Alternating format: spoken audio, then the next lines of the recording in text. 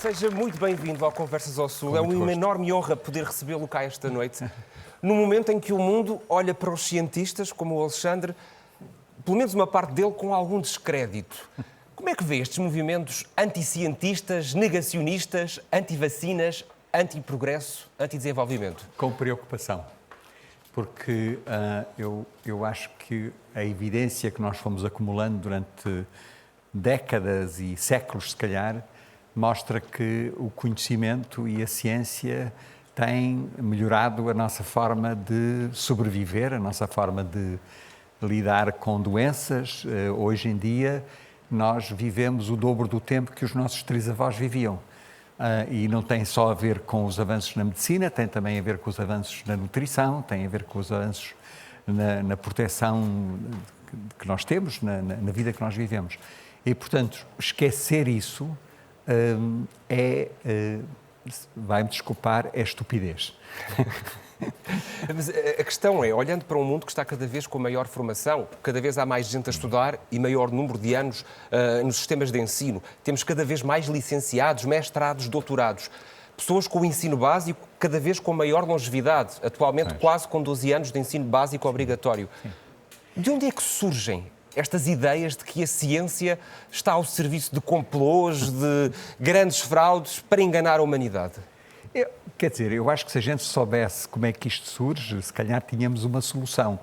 Mas eu penso que muitas vezes vem de pura ignorância. Aliás, eu acho que é também importante nós fazermos uma distinção entre aquilo que tem acontecido em Portugal aos últimos 30 anos. Em Portugal, neste momento, saiu um relatório muito recente do Eurobarómetro Europeu, em que Portugal está em primeiro lugar dos países europeus e os países da OCDE em relação à forma como acredita no conhecimento científico. E, portanto, em Portugal, estas questões já são muito menores do que, por exemplo, nos Estados Unidos, em que quase metade da população votou no senhor dos cabelos cor de laranja. Não é? Exatamente, Quer dizer, em Donald Trump. Exato. E, portanto, aí tenho a impressão que tem a ver com uma ignorância profunda daquilo que é o conhecimento e os avanços do conhecimento que têm acontecido nas últimas décadas ou séculos. E sinto que estas formas de negacionismo podem ser também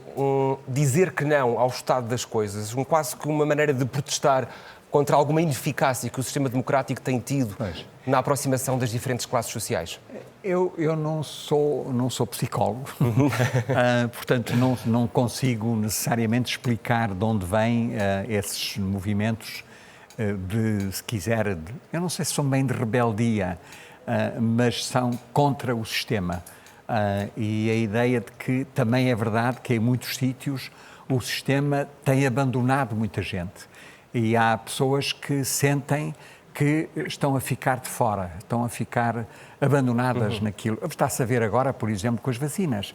Repare que o mundo chamado desenvolvido tem uma percentagem muito grande da sua população já vacinada, enquanto que os países em vias de desenvolvimento ainda têm percentagens muito baixas de pessoas vacinadas. E, portanto, há aqui uma sensação, aliás, o secretário-geral das Nações Unidas aponta isso. Tem alertado para isso mesmo? Tem, exatamente, o facto de que aquilo que é o conhecimento, aquilo que é a capacidade de tratar e de prevenir, não está a chegar a toda a gente ao mesmo tempo. Não é?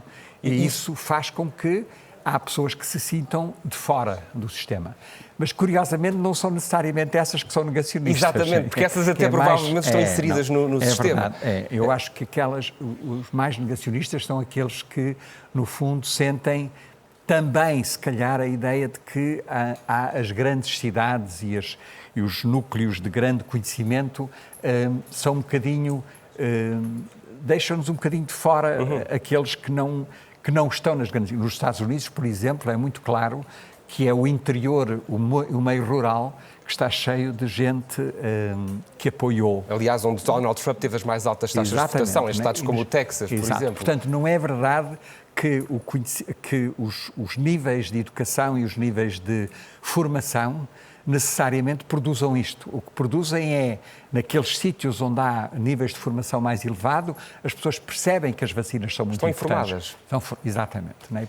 E isso, eu gostava de voltar a dizer isso, Em Portugal, neste momento, de acordo com o último Eurobarómetro que saiu, é dos países do mundo que está com melhor formação em termos de perceber a importância do conhecimento para as escolhas que as pessoas queiram fazer em relação à sua vida. Não é? E as pessoas acreditam na ciência e isso tem tido também reflexos nas melhorias das condições de vida da sociedade portuguesa. Não é só na ciência, é no conhecimento. Porque a gente, quando pensa na ciência, às vezes pensa que é só engenharia e medicina, mas o conhecimento também tem a ver com o conhecimento da maneira como a sociedade está organizada. Sim, das ciências sociais. Exatamente, todas e as humanidades áreas. E a forma como nós pensamos o mundo e pensamos a nós próprios. O Centro tocou aí num ponto interessante em relação à distribuição das vacinas e da diferença que existe, do enorme fosso que existe entre o hemisfério norte e o hemisfério sul. Podemos olhá-lo do ponto de vista geográfico, acontece com grande clareza e, sobretudo, tendo nascido em Moçambique, tendo estudado em regime de apartheid na África do Sul, tendo sido também um ativista pela causa da igualdade de raças e, sobretudo, pela questão, sei que também foi, aliás, um dos transportadores de alguns materiais para fazerem protestos numa história também que já lá vamos, mas tendo em conta esse seu conhecimento de campo, por que o mundo continua a olhar com descrédito para o hemisfério sul? Eu não sei se... Eu tenho muito medo destas generalizações. Eu acho que eu acho que em grande parte tem a ver com desconhecimento. Voltamos à mesma história, falta de conhecimento em relação. E não é falta de informação, porque a informação está lá. É falta de vontade? É falta de... não sei. Como ele disse, eu não sou psicólogo, não consigo explicar isso. Acho que tem a ver também com o facto de que o mundo chamado desenvolvido, durante 3, 4, 5 séculos, usou o resto do mundo para crescer. Hoje em dia vemos isso nas questões, é muito claro, nas questões climáticas. O mundo está preocupadíssimo com os aumentos dos níveis dos gases de efeito de estufa e, no entanto, os Estados Unidos e a Europa continuam a ser as duas áreas do planeta que mais produzem e, aliás, CO2. Que compram cotas aos países menos desenvolvidos para poderem produzir mais CO2 e não ajudar no desenvolvimento desses países. E depois acham estranho que o resto do mundo queira viver como nós, não é? Quer dizer, e portanto, se nós não transferirmos o nosso conhecimento para que esses países não façam as mesmas asneiras que nós fizemos, temos um problema grave, não é? E portanto, isto também tem a ver com o facto de que houve um crescimento enorme, um desenvolvimento enorme nos países que exploraram o resto do planeta. Mas teremos solução para o planeta, na sua opinião? Vamos tarde demais na corrida? Não, vamos lá ver. Eu também costumo às vezes dizer que 99,9% de todas as espécies que já existiram no planeta já desapareceram. Já não existem. Seremos também vítimas desse processo? Por que não? Quer dizer, não há razão nenhuma para que isso não aconteça. Agora, o que eu acho que temos também... O que tem acontecido é que nós, vamos lá ver, você já não ouve falar nas chuvas ácidas, você já não ouve falar no buraco do ozono, que eram problemas ambientais muito graves há 30 ou há 35 anos. Portanto, já não ouve falar do chumbo nas tintas e nos brinquedos, já não ouve falar no mercúrio nos oceanos ao pé do Japão. Portanto, houve problemas ambientais que foram ultrapassados. E, portanto, eu quero acreditar, como sou otimista, que também em relação às questões das alterações climáticas nós vamos conseguir, não sei se vamos conseguir voltar atrás, acho que vai ter que haver uma certa adaptação às alterações climáticas. Aos fenómenos extremos que vão ser cada vez mais frequentes. Sim, isso vai ter que acontecer, mas acho que toda a evidência mostra que às vezes leva mais tempo, mas eu, como sou um eterno otimista, acho que muito provavelmente vamos conseguir adaptar-nos a um mundo em que essas alterações vão acontecer, mas se calhar menos graves do que podiam ser se a gente não soubesse. Não é? Alexandre Quintanilha é cientista altamente reputado, tem uma carreira brilhante do ponto de vista científico e académico. Porquê que a classe política, durante tanto tempo, fez ouvidos moucos aos cientistas, a quem estudava os fenómenos de uma forma profunda, a quem dedicou a vida a estudar estes fenómenos? Não, eu não sei...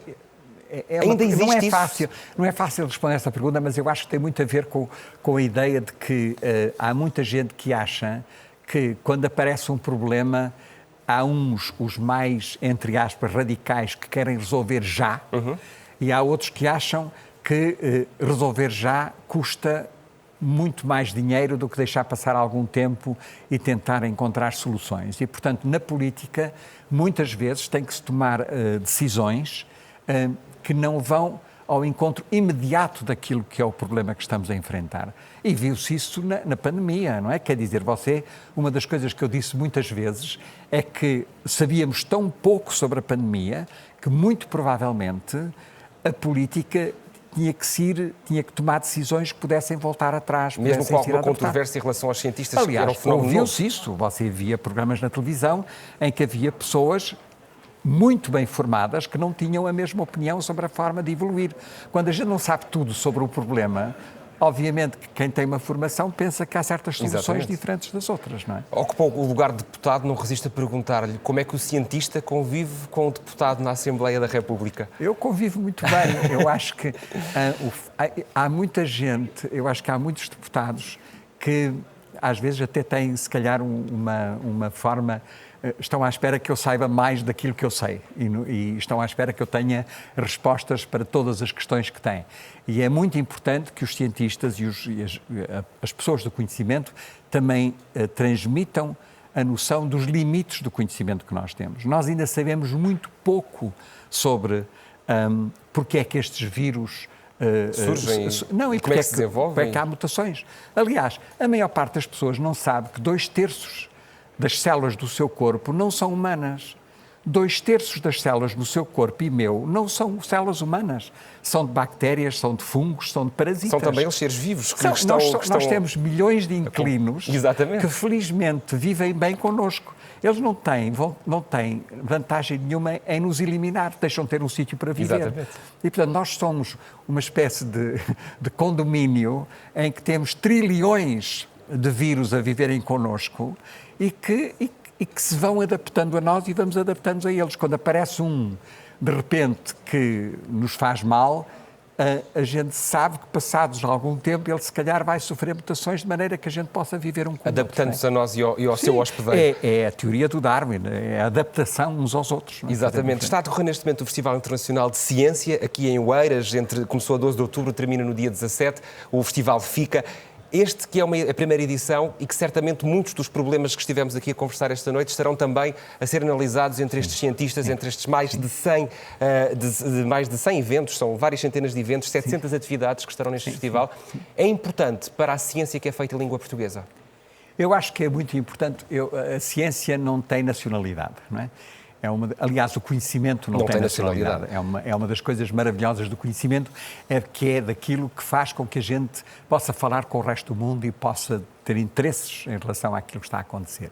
E este festival tem muito a ver com uma forma de tentar transmitir à sociedade aquilo que tem sido o avançar do conhecimento e os efeitos desse avançar do conhecimento. Porque é que hoje a nossa qualidade de vida é muito diferente daquela que eram dos nossos avós. O meu pai, por exemplo, era um de 9 irmãos e 3 deles morreram pouco depois de nascerem, com várias doenças que hoje... Ainda jovens na infância, aliás.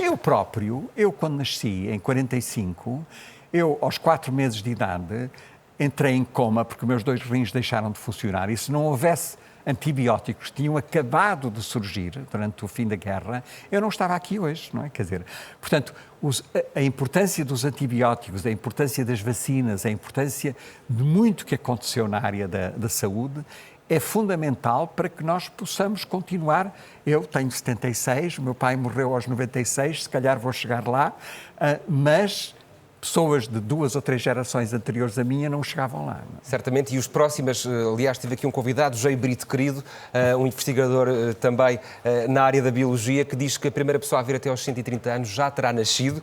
Ele, pelo menos, afirma isso e, portanto, todos nós temos que agradecer muito à ciência e fica aqui esse alerta importantíssimo. Alexandre, deixa-me desejar-lhe as maiores felicidades para este festival e que perdurem por muitas mais edições.